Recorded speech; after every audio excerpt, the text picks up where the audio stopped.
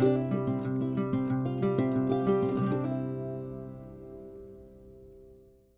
Maria. Hi, Thanks for joining me. Who do you have with you today? I have my little granddaughter, Leah. Her name is Leah Valentina. Hi. She's half of my heart. I mean, well, and I wouldn't say half. A little piece of my heart, because my heart is like a pie. So she's a piece of my pie. A piece. I can see that. I'm in a meeting, so give me 5 minutes, okay?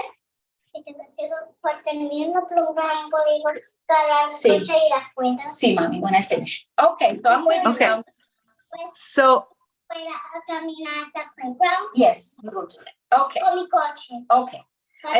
I promised playground today. Okay. oh, okay. So, Maria, this is for the Living Boldly Project, and I'm collecting women's stories, women in the second half of life. And so I want to know, I know you do some work deep in the community with people, with helping new families get started. But before we talk about that, can you just give us a little bit, just a short background on who you are, what's your life, a little bit of your life history? Wow. Yeah. Thank you so much for what you're doing. And of course, I will try to summarize it, right? My life story has been very serendipitous. It's been like a thread of a tapestry of many colors. But I'm originally from the Dominican Republic. I was born in the Dominican Republic, raised in New York. I had children at a very young age. And then I remarried and was living abroad in the Dominican Republic when a real big situation happened to my family. So my son, who was serving as a Marine in the Iraq War, was shot by a sniper. And that day, it's almost like it felt like the earth was just like taken from under my feet, and my life changed in such a dramatic way. A life of stability and kind of a good lifestyle changed into a life of, black and white, days of a lot of last minute decisions to keep my son alive. I struggled trying to learn the VA system, struggled trying to learn what was going to be my life in that stage of my life. I still had my family in Dominican Republic. I still had my business in Dominican Republic. And I had to relocate to United States, to many places that were usually just, decided by the hospital and not by me. Eventually, we ended up in Tampa, Florida for 3 years. In Tampa, Florida, I became so desperate and so catatonically depressed because I did not know what was going to be about my life. And one day, sitting in the library of the hospital on a very cold day, I remember looking at a magazine, and the magazine was talking about yoga and how yoga can make a change in your life. And my son was in the same room for 3 years, in the same room in the same hospital. And that day that I took that magazine, I started doing the yoga postures as the magazine had outlined them. Like every day I did one pose, and I set up the part of my son's room, which was almost our home.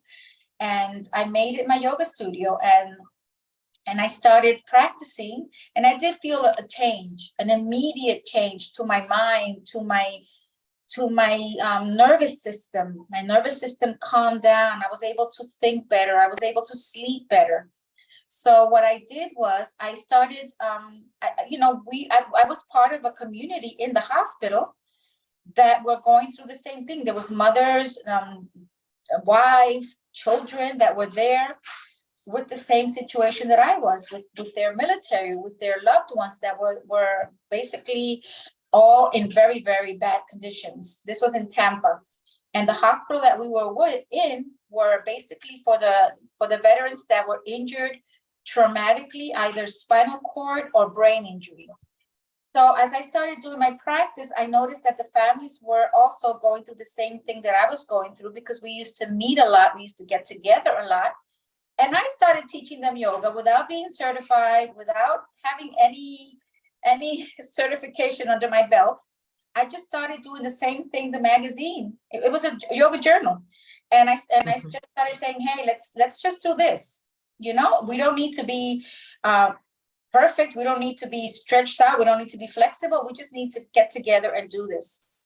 And, you know, in retrospect, now when I'm always writing about my life and writing about where I got this or where I found that, or why was I so lucky to be in the right place at the right time. But I think, you know, I was born with the nature of caregiving. And as I look back, I remember my grandmother teaching me how to care for others. My grandmother was one of these empirical doulas from villages in the Dominican Republic that decided to go to live in New York to become a seamstress. And in New York, where I was raised with her, she always had a medicine cabinet. She always had a medicine basket with everything that was homemade, like things for the headache, things for the arthritis, things for this, things for that. And every time a neighbor would knock on the door, she was always brewing up some kind of tea or some kind of, so I learned through her. And helping people from the beginning became very easy to me. Helping my father when he had cancer, helping anybody that was sick. I would go with my grandma and I would help. And I would then start doing it by myself. So it was an easy task for me to jump in and become my son's caregiver. After many years of doing the same thing, I became the family advocate in the hospital. I became the yoga teacher in the hospital. And you know, those people became my family. Then when we had to relocate to New Jersey, I kept going at my yoga. I finally found a teacher that had a school in my town in Hillsdale, and I took my 200-hour yoga certification. That's how I started. That's how yoga found me. It found me in the worst time in my life, and I'd say that was my lifesaver. To be able to have a clear mind of decisions that I had to make, you know.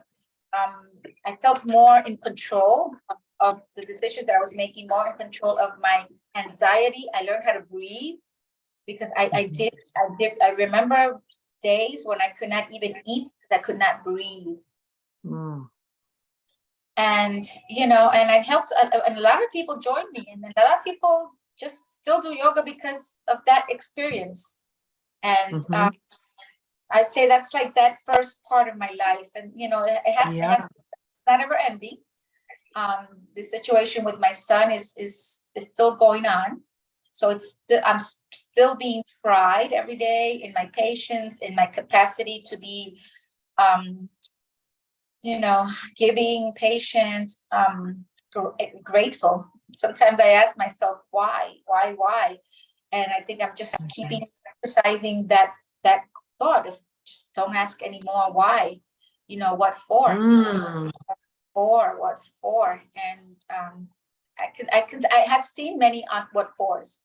I have lived many aha moments, and I have been able to process them through my body and how I've, you know, and the experience, and I see it in my granddaughter, and I see it in the things that my son has been able to accomplish even through his disability, and I see it as how many things that I have accomplished after his disability.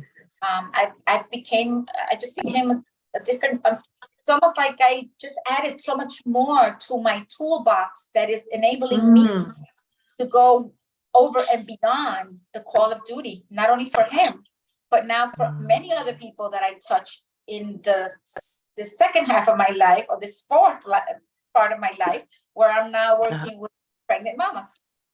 Yeah. Oh, thank you. It was good to hear your story again.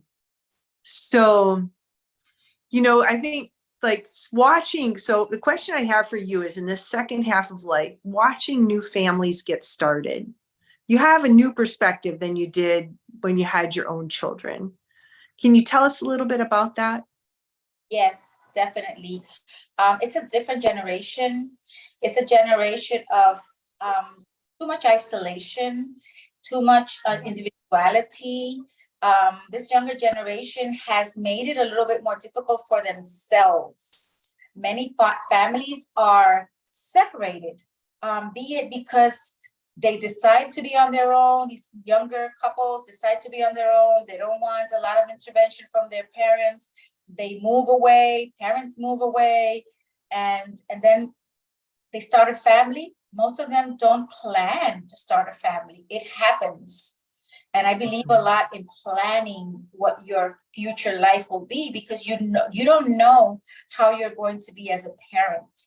And you know, matrescence is that term that says, you know, when the woman becomes a mom, it's totally different. It's a different piece of cake, you know. So what I've noticed in this experience is that there's a lot of isolation, a lot of loneliness, a lot of lack of information from the medical side. Mm-hmm. There's a lot more of fast everything, fast birth, fast pregnancy, fast birth, C-sections, obstetric violence, lack of information, and people are out there having babies with little to no tools.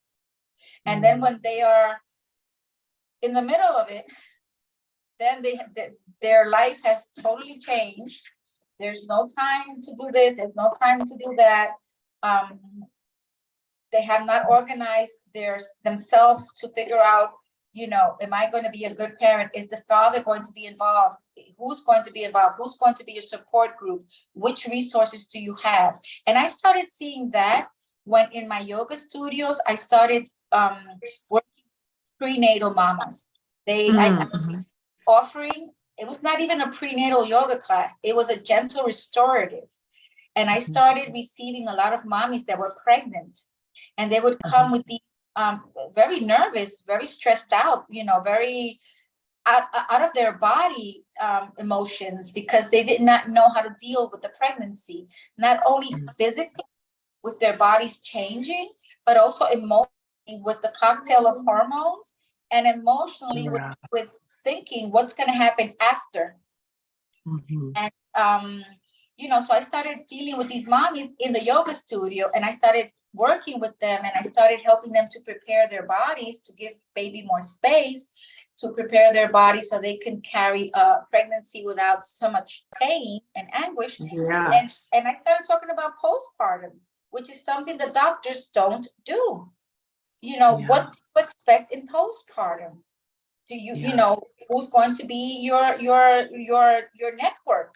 We cannot do this alone. In the past, every woman had at least 3 or 4 aunts around the corner, a sister, a cousin, or they lived in villages, or they lived in communities that they always have somebody. That doesn't happen now. So they're out there looking for support, and that's where doulas fill in the gap.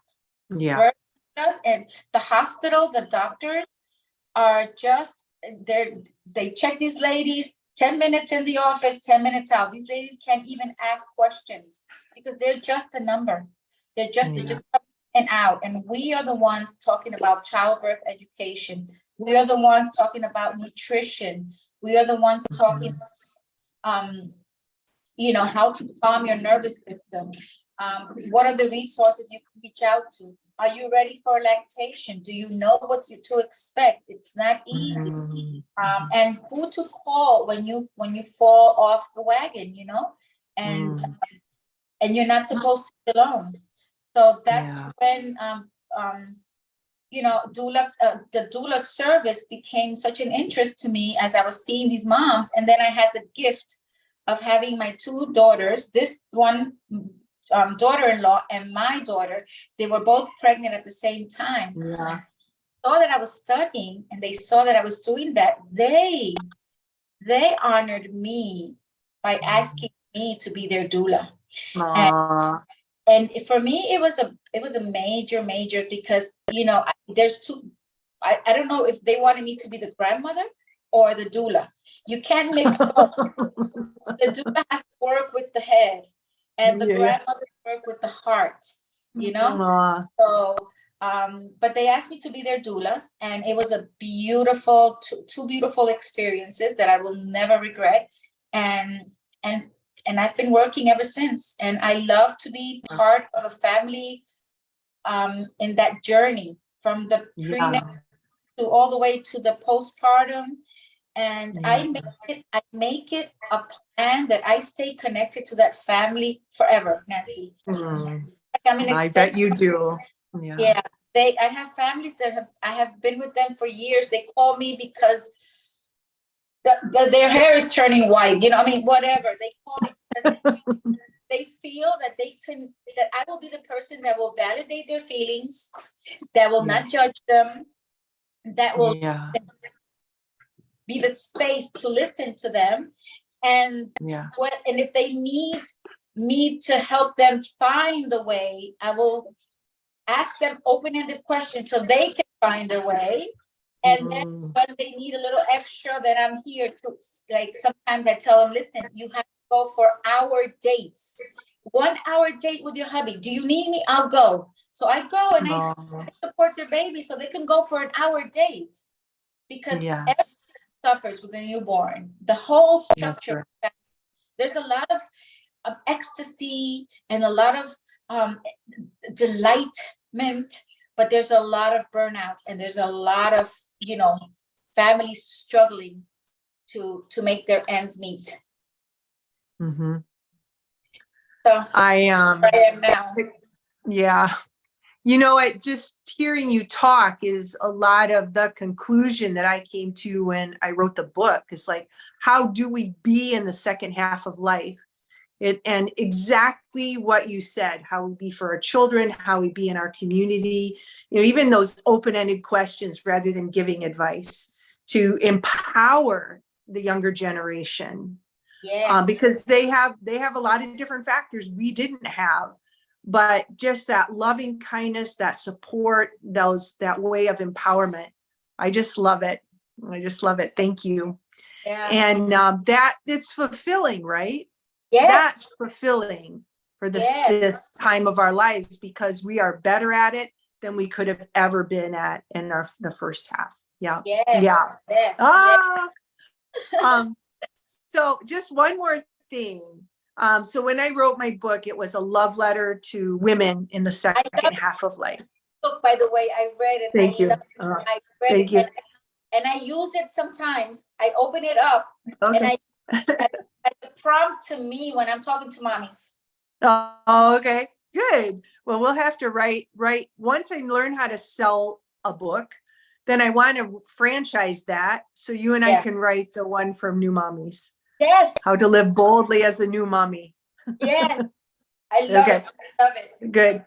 But so I would you talk to the women in our age group right now, just as a loving sister? What do you want to say to all the women out there who are just like, some people are pretty confounded, don't know what to do with the second half of life? What is your love note to them? My love note to them is, hey girls, we're not done yet. We are not done. Let's put those talents that we have inside our hearts that we have not let out, because the past life had taken a toll on us. Let's let all that out. But first, find that child in you and give that child loving kindness. Find you, nurture you, heal whatever you need to heal. And it's not like going back for years and years trying to figure it out. No, just today, where you are today, just tell yourself it's going to be okay. I'm strong. I've made it this way. These lines and these scars are scars of triumph, of accomplishments, of courageousness, of courageous spirit. And let's just rediscover the things that we are good for. And let's go out there and share it with the rest of the world. Some women just need to be held by the hand and walked alongside, and that woman will start their life. You know, we need to remind, we are here for each other, to walk each other home. but each one of us has a talent. Nancy, you have a talent. I have a talent. Let's go Yes. out there and share the talent. You know, whether it's caregiving, whether it's teaching, if you like the older generation, working with the senior people, if it's working with the young people, if it's go out there and do something that makes you happy, because it's not is that that's if you're ignited by passion, it's not going to be work. It's going to be something that when you get home, you don't care how tired you are, you feel fulfilled. And there is a Yes. cliche out there that says when we give, it's better, it's a better feeling to give than to receive. But it is true. It is true. So let's not just think about it as a cliche. Let's do it. Let's go out there and say, you know what? And say yes to everything that you're invited to. Say yes, even if you don't know. Yes. You know, Yes. Maria, talk to all this group. I've never talked in public. Yes, go and say yes. Because the moment you Yes. say yes, that moment you have conquered your fear. That moment you have conquered your fear. And then you go and you start Googling and you start looking for, how am I going to do this? What do I need to do when I'm nervous? Oh, breathe this way, breathe that way. You know what? You'll do it. Because the people that are in front of you waiting for people like you, they are better than you. Yeah. And they need to know, you know, they need to know that they have a purpose in life. If they're still alive, they're still breathing, they're healthy, come on, get up and do something that makes your life exciting, you know? Oh, It's gonna, beautiful. yeah, that's what I do every day. I remind myself. And of course, there are days when you don't want to allow yourself for that day, give yourself permission to cry out that day, to call a friend, to ask for help, to open up to your vulnerability.